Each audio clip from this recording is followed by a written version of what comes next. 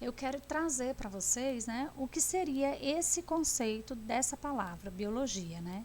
Então, bio, do latim, significa vida e logo estudo. Então, de forma bem superficial e resumida, biologia seria o estudo da vida. Então, para a gente pensar, né, poxa, estudar a vida, como assim estudar a vida? A vida tem tanta diversificação, tem tanta complexidade. Então, estudar a vida realmente é isso. É um estudo complexo, abrangente e que uma única pessoa não é capaz de lidar com todas as suas nuances e variâncias. Então, na biologia, a gente tem grupos de estudo. Então, tem grupo de estudo animal e dentro desses grupos de estudo tem grupos mais específicos, grupos de estudos de animal de uma única espécie, de uma única população, de uma única comunidade, grupos que estudam apenas determinado mecanismo fisiológico de uma determinada espécie e assim sucessivamente. Biologia em si traz intrínseco a ela a complexidade. Então, aqui nessas figuras, eu estou trazendo para vocês exemplos de seres vivos.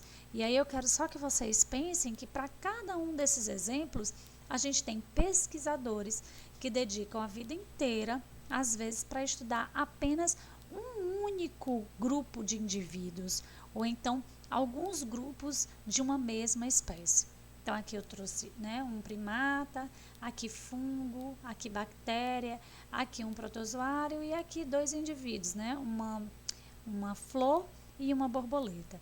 São exemplos, eu trouxe só mesmo para exemplificar para vocês as variações e a diversidade e, consequentemente, a complexidade do estudo da vida. Mas o que é essa vida, né? Então, a gente viu até naquele nosso primeiro encontro, né? Primeiro e único encontro, trabalhamos um pouquinho sobre isso, mas como já faz muito tempo, eu achei melhor retomar esse assunto. Então, assim, o que seria bio, né? O que seria essa vida? A vida, ela pode ter o seu olhar, né, religioso, o seu olhar mais de crença, mas para a gente, o que a gente vai trabalhar aqui é o sentido mais científico da palavra vida, né? E aí existe um pensamento, vamos colocar assim, que logo de imediato vem, que é a definição que a gente tem, que a gente vê na escola, que é uma definição mais de senso comum, né? Que seria, vida seria classificado como aqueles organismos que têm a capacidade de nascer, crescer, reproduzir e morrer. Só que essa definição, né, de senso comum e uma definição muito vista na escola, né, durante muito tempo, ela não abrange todos os organismos. Como assim, professora? Ela não abrange todos os organismos? Todos os organismos nascem, crescem, reproduzem e morrem? Não. Essa definição de senso comum de nascer, crescer, reproduzir e morrer, ela não se aplica, por exemplo, a bactérias e vírus.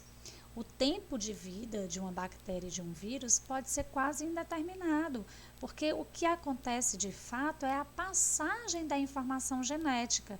Eles não nascem, crescem, reproduzem e morrem. Não é assim que funciona a dinâmica da vida desses organismos.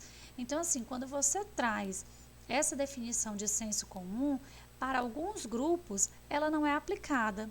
E aí são propostas, né, algumas definições com base nas suas propriedades. E aí a gente tem a definição operacional. Só que, assim, tem algumas limitações. Para qualquer definição se caracteriza pelo encerramento, né? Você vai fechar em um único bloco determinada característica. Só que todas essas definições, elas podem deixar de fora alguns organismos ou algumas características. E aí a gente tem, no caso, a definição operacional.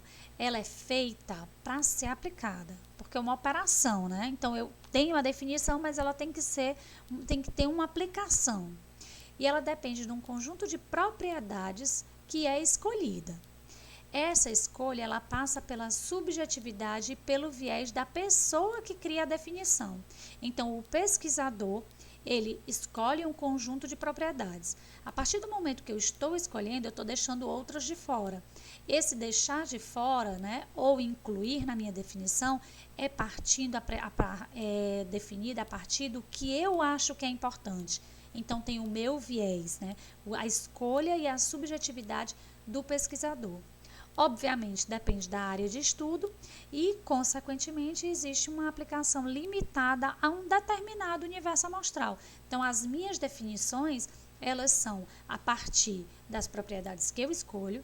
Se eu estou escolhendo, tem a minha subjetividade e, obviamente, ela vai ser determinada para o meu universo.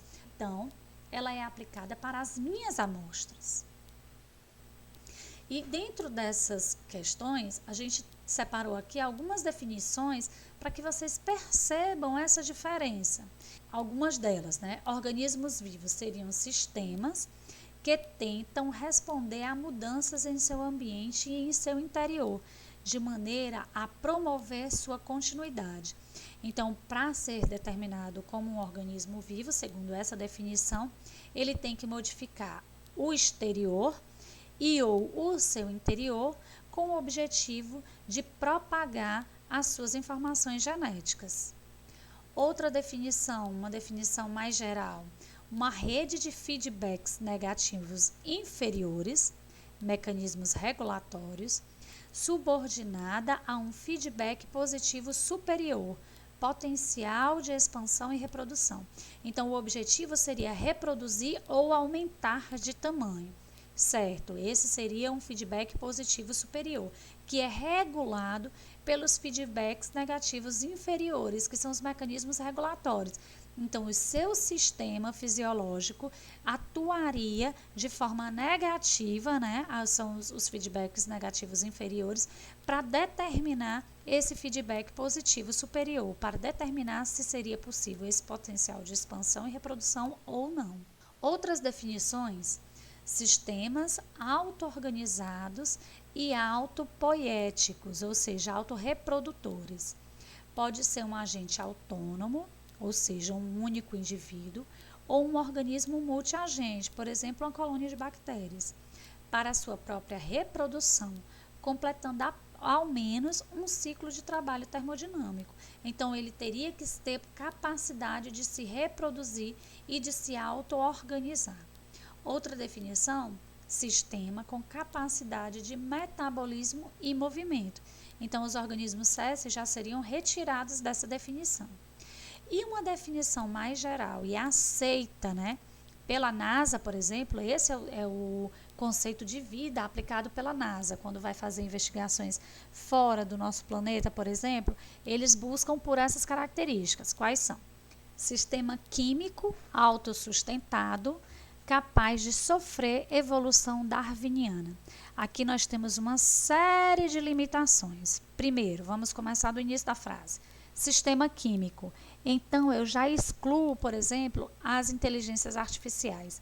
Porque quando eu coloco sistema químico, eu estou falando que existe uma maquinária química, ou seja, uma maquinária bioquímica que está atuando nesse sistema. E ele precisa ser autossustentado. Como assim? Produzir mecanismos para que ele possa se perpetuar. Outra característica que é difícil também tanto de mensurar como de definir, né? Capaz de sofrer evolução darwiniana, ou seja, capaz de responder às modificações que são propostas para ele em relação ao ambiente e, a partir dessas modificações, sofrer seleção e, consequentemente, evolução. E aí, o que acontece? Que, de fato, a vida como nós conhecemos, toda e qualquer forma de vida, independente do conceito que você estiver considerando, ela é baseada em unidades básicas fundamentais, que são quem? As células. Então, a célula é o que realmente eu consigo partir para definir o que seria vida.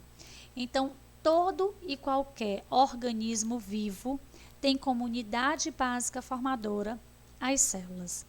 Mas, professor, e então os vírus? Os vírus, eles são dependentes de célula. Então, para caracterizar a vida como conhecemos hoje, eu tenho que ela é baseada em célula, ou seja, tem unidade básica formadora, a célula, ou ela depende de célula para sobreviver. O vírus sozinho ele não sobrevive, ele precisa invadir uma célula para conseguir perpetuar o seu material genético. Isso é chamado do viés celular.